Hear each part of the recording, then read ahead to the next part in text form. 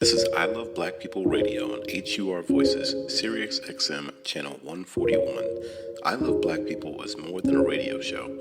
I Love Black People is a call from our ancestors to protect us from racial profiling all across the world. Go to iloveblackpeople.com and become a member today. Membership empowers you to live fearlessly and protect Black people globally from racism and xenophobia. Join us today and become a member of our global network with an online global green book with Black-owned and Black-friendly businesses to protect you and your community. Membership is free, and with you, we will become 10 million strong worldwide. I am because we are. Special thanks to Aflac for supporting I Love Black People Radio. Welcome to another amazing episode of I Love Black People. And thank you for all of you who've been, over these years now, been following us and supporting us and listening and contributing to all the things that we're doing to elevate our people, our community, to protect our folks from racism and Afrophobia and making sure that the word is getting out that there's so many amazing things that are happening in our communities that are important to share and are elevating all of us. And that collective spirit, that self-determination that's allowed us to, make it through some very difficult and trying experiences as we look through, again, it's not just the fact that as a community, we start talking about world history and civilization. Of course, we're clear that civilization started in Africa, and that level of that origin story, it makes us have to live up to something that's much greater than sometimes that we think about. And I just want to say, just grateful to be here to share and be a part of that tradition that our people have laid down of excellence, of undying spirit and tenacity and greatness. And today we're going to talk about something that it's that time of the year again, and that's our Black Blockchain Summit. And this is something that we've been doing now since 2018. And as you know, my background is engineering. I went to Tuskegee University and Howard University, graduated there with a mechanical engineering degree. And several years later, I met up with another Howard grad, Christopher Mapendera, and started our first startup called BitMari to develop a way to really make a better way than Western Union and MoneyGram to allow our people to send money all over the world using a new technology at the time. We started in 2015.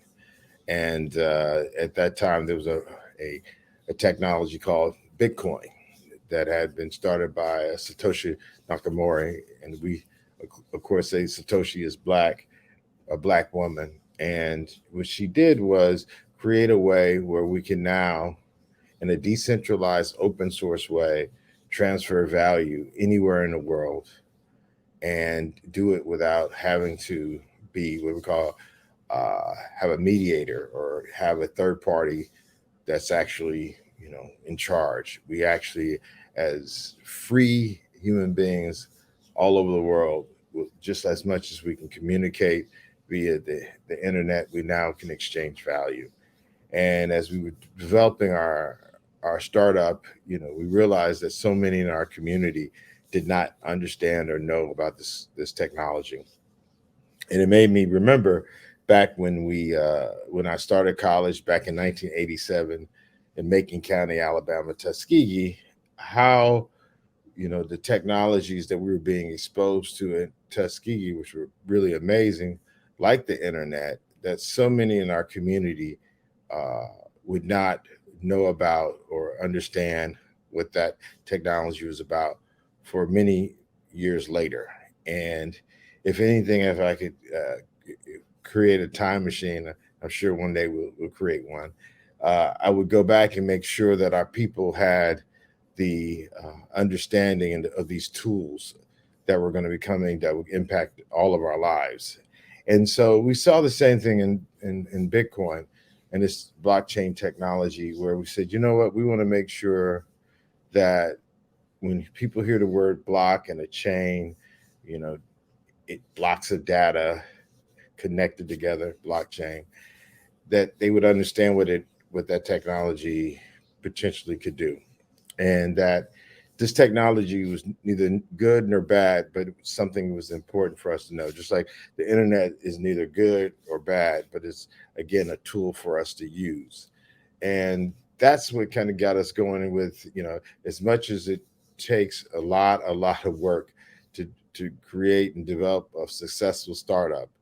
And to date, we've been able to raise a little less than $500,000 for our startup. But what we realized was that definitely we want to make lots of money with a startup that changes the world. But we also realized we had an obligation to our community, so they could even understand this technology and understand our startup.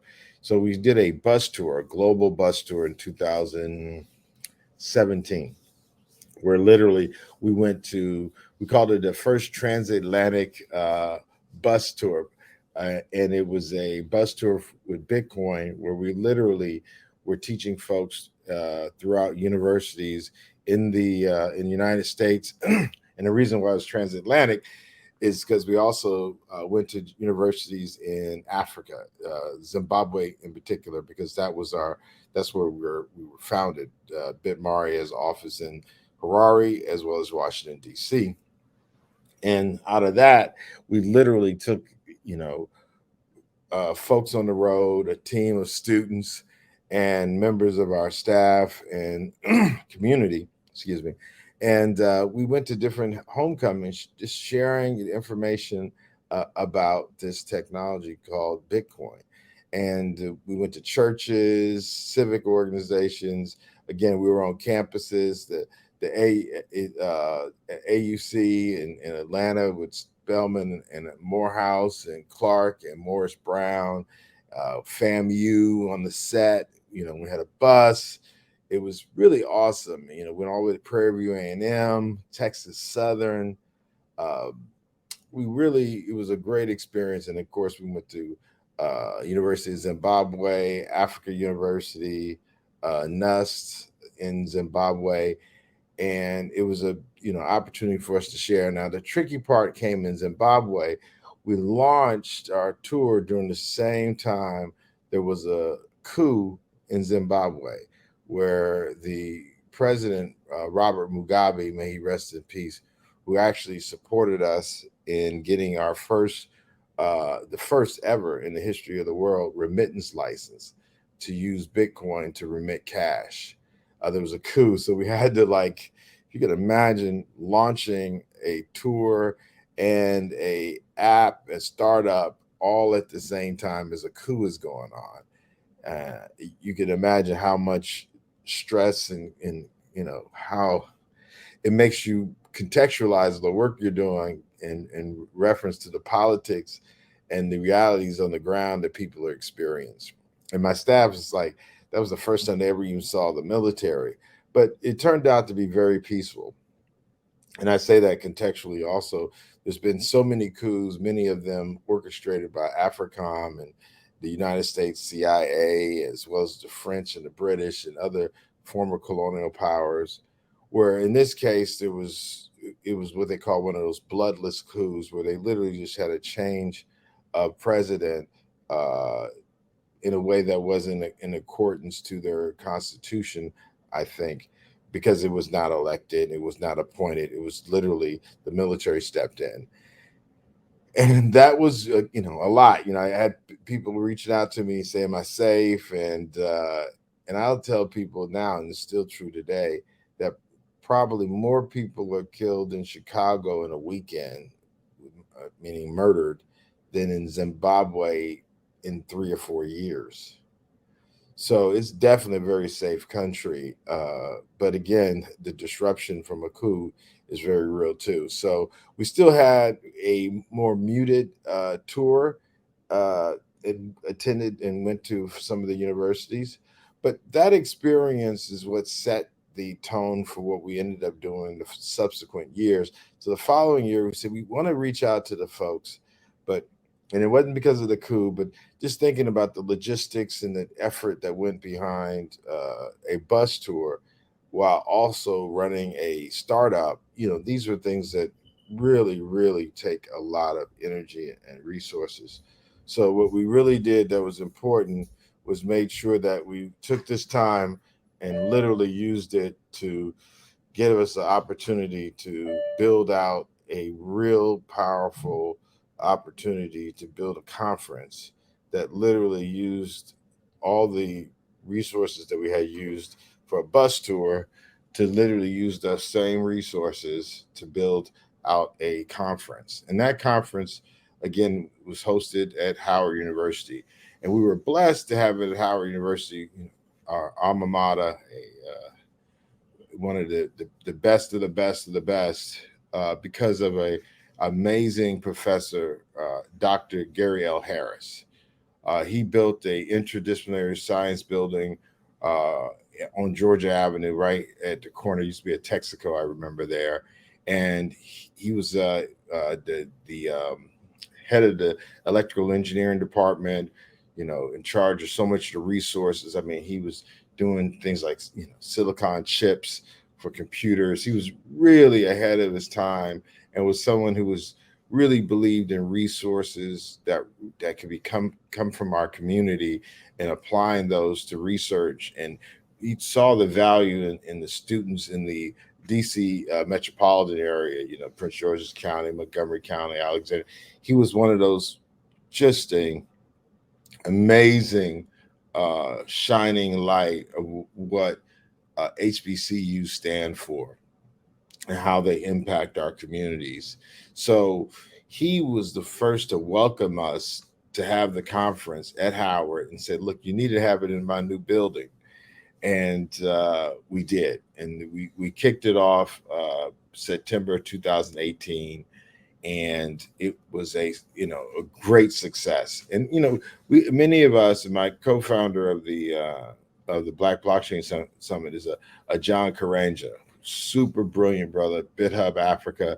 I met him way back in 2014 in Amsterdam, and it was John was there, Ala Kanani, and me were at one of these Bitcoin, I think, foundation event in Amsterdam in the Netherlands. And I think it was about, at the conference, it might have been about over 100 some folks, 100, maybe 200 people. And out of that, it was about 8 Black folks, and 5 of those were actually serving the tea. So it was just me, John, and Al Kanani who were actually in attendance.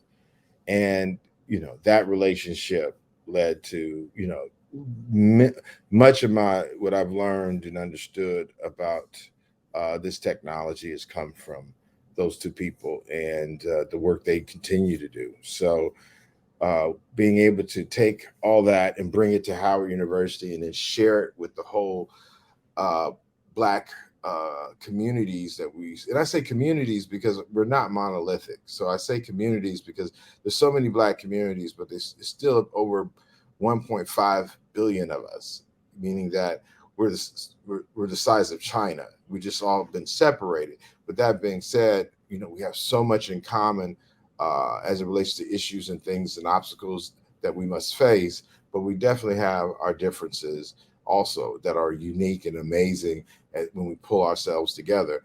And even with that being said, our first conference, I tell people, is Black Blockchain Summit, but Blackness is really inclusive, not exclusive. It's not like white supremacist ideology where it's about some social construct to keep people out.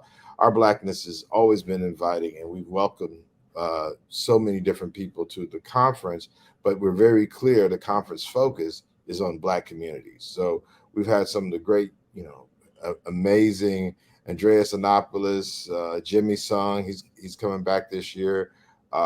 We've had, of course, Lamar Wilson, Ala Kanani again, Cleb Messador. We've had so many people from our community and other communities, but they're very clear. The focus of our conversation is always on how we can elevate our community with these technologies. And I tell people it's the Black Blockchain Summit. So the first thing and foremost that we're focused on is Black.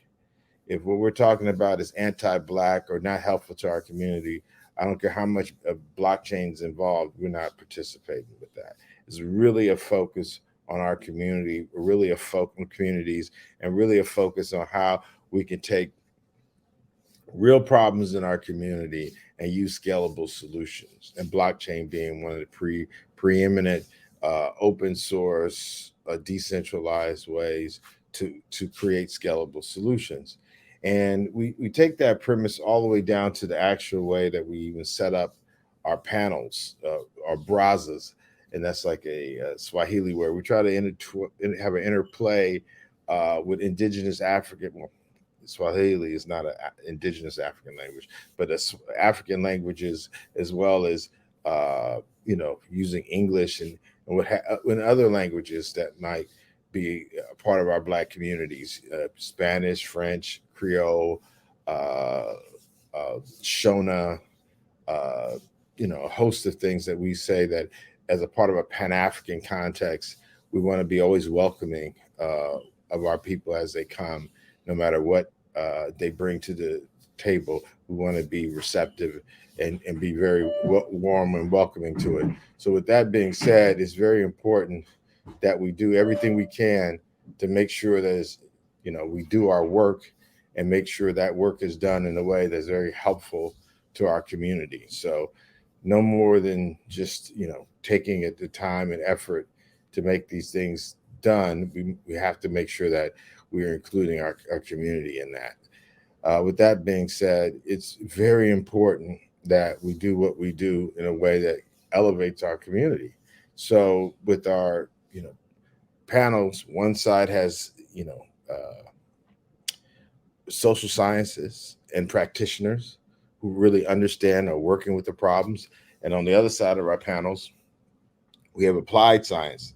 We have, physicists, engineers, developers, computer scientists that have an understanding how to create scalable solutions to these problems. So it's very important that we do that, because when we have folks sitting down discussing these issues, we want to make sure that they're discussing it with the proper framework of the problem and coming up with innovative ways to approach the solutions. Too often we have conversations and activist conversations or talking about the laws of the country and not realize that innovation oftentimes outpaces regulations and laws.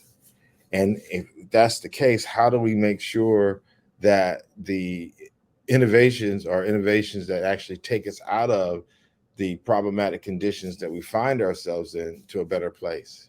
If innovation can outstrip and outperform regulation, why can't it be done in a way that's actually helpful to our Black communities?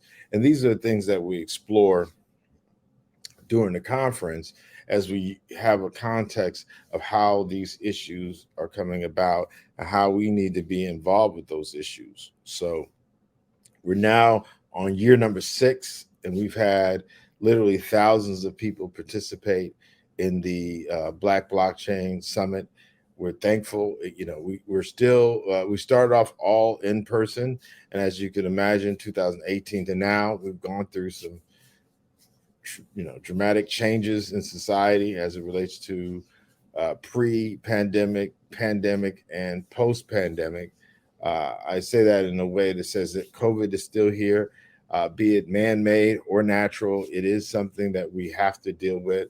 And I tell people, just like racism, racism, whatever you think about it, race, let me just say it's race. Whatever you think about race, is it real? Is it a construct? Racism is real. The consequences of people harming our people because of perceived appearance and who you are real. And we have to do things to protect ourselves from that. The same thing goes with these COVID conversations. Whatever you think about COVID, we still need to make sure that we protect ourselves from any of the negative things or problematic things that might come out of it. And as much as we say follow the science, follow the money, we all need to make sure we're following a course of action that protects our families, our friends, the best way possible. And again, I think that's an individual decision that everyone has to make for themselves. But as it relates to this technology, we have to make a decision. Are we going to take this technology and do something that empowers us? Or are we going to just wait for and be reactionary to what happens next? So this year, we even are touching on issues like uh, artificial intelligence. What does that mean? For those who have spiritual intelligence, what does that mean? But literally, how do we take understanding of some of the things that you often hear in the newspaper? And let's be candid, by the time it hits the newspaper, a lot of this stuff has really been going on for actually years. So, don't, we need to make sure that we come up with solutions and ways to help ourselves and know that at the end of the day, no one's going to come save us. We're going to have to save ourselves. And we see this as a resource to the Black Blockchain Summit to just do that. So looking at this year's lineup, we're going to have a kickoff with our opening reception. Well, let me back up. The theme for this year's conference is peaceful solutions to violent world problems. And much of that talks about, what we're seeing globally as you see issues in Sudan, Ethiopia, Niger. Globally, it's been over 10 coups that the militaries were trained by the U.S. Government. There's been, of course, what you're seeing going on in Europe with, again, violence with immigration, brothers and sisters in boats going to the Mediterranean and being, boat seeking and things, all these violent things happening. And we have to come up with solutions to it. There's people benefiting from the violence. We have to be the ones who are actually struggling to actually come up with a way to stop it. And so we say that, blockchain is Bitcoin is a technology that doesn't require violence for it to work. It's a monetary system that doesn't require violence. So we're very clear that when we meet together, that we have to talk about things that are relevant. And so just as much as the violence all over the world from, again, different countries, we have violence within the United States, we have violence in the Caribbean. So it's literally violence all over the world. And we have the best of the best of the best brains coming together. We want to make sure the best of the best of those brains, the agenda is something that's relevant to the masses of our people. And so that is the context of this year's conference. And if this is an issue again next year, we're going to make it the theme again next year. But our focus is always to be relevant. And so we're kicking it off. We're going to have a brown bag lunch with some members of the DC government, as well as shout out to DC Governor Mayor Muriel Bowser for her support. Shout out. We're going to do an invite to the new president of Howard University, but shout out Dr. Todd Shern, tenured professor from Howard University's computer science department, who without him, he's been like a rock to make sure that we stay on track with our mission and our purpose. And I'd be remiss not to give him a proper shout out, Dr. Todd Shern, and making sure that we, again, it's important that the conference is relevant. And Mayor Muriel Bowser has, again, been supportive in her staff. We're going to have a brown bag lunch where we bring community activists as well as technologists together to talk about ways that we can use these technologies to solve our problems. So we'll have that on Thursday. And then we kick off with our opening reception in honor of Gary L. Harris. That's supposed to be on Capitol Hill. This year's conference is September 21st to 23rd. Should have said that. September 21st to 23rd. And that kickoff will be on Capitol Hill, though. So the first event with the brown bag will be at the Interdisciplinary Conference Building in Howard University. Then we're going to have our first the opening reception in honor of Gary L. Harris, sponsored by Galaxy at on Capitol Hill, U.S. Capitol. And then we're going to have our kickoff of our first sessions, which will be workshops in the Interdisciplinary Conference building on that Friday, the 22nd. And that kicks off at 10 a.m. On that Friday. And we'll have a series of workshops all day using Lightning. And we'll also have two hackathons, one focused on Lightning, one more general. And also a viewing party. We have our pre-recorded sessions, panels going on at the same time, and we'll have vendors also. All this happening at the Interdisciplinary Conference building on Howard's campus, right there on Georgia Avenue, by the School of Medicine. Wafula and his work, lead developer, Tongai Choto, AfroBlocks, making sure that our brothers and sisters have opportunities to be freelance, and their gifts that they've contributed to help us develop apps and technology resources for us to continue to build. There's so many names I couldn't just name everybody, but I'm going to try. And thank you for joining us. And as always, I am because we are. Thank you. This is I Love Black People Radio on HUR Voices, Sirius XM, channel 141. I Love Black People is more than a radio show. I Love Black People is a call from our ancestors to protect us from racial profiling all across the world. Go to iloveblackpeople.com and become a member today. Membership empowers you to live fearlessly and protect Black people globally from racism and xenophobia. Join us today and become a member of our global network with an online global green book with Black-owned and Black-friendly businesses to protect you and your community. Membership is free, and with you, we will become 10 million strong worldwide. I am because we are. Special thanks to AFLAC for supporting I Love Black People Radio.